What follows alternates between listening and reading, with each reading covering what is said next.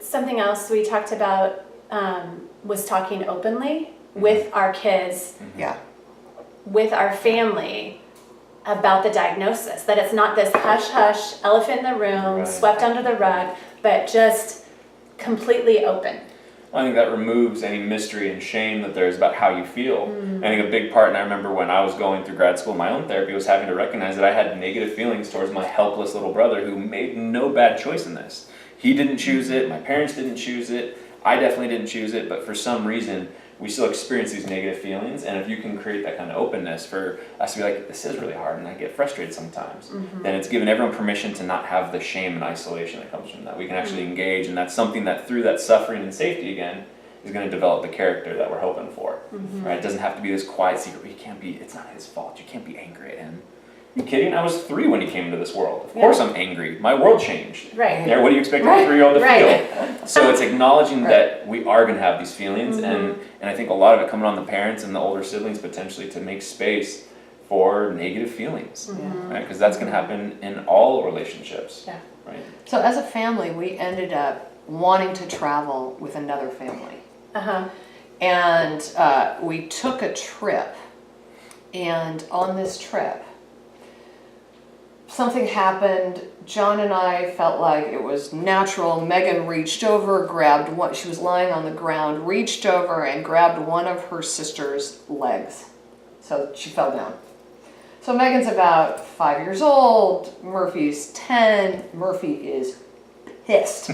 She is so furious with her sister. Yeah. And so she goes and she sits on her stomach. And, you know, we're kind of all milling around. We're trying to get out of the house.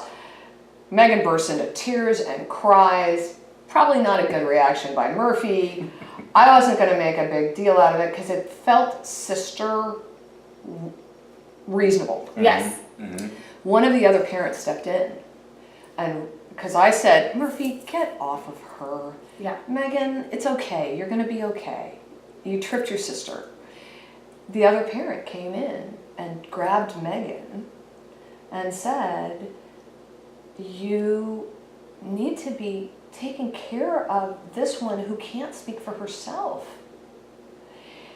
And it made me realize we don't even have language to talk to other people about Megan. So she's running in to tell me that my parenting is not appropriate for Megan.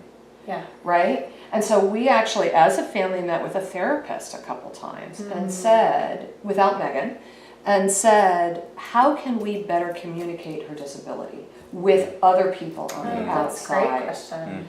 And so we have been able to actually say, this is it. It's hard. It's super hard some days.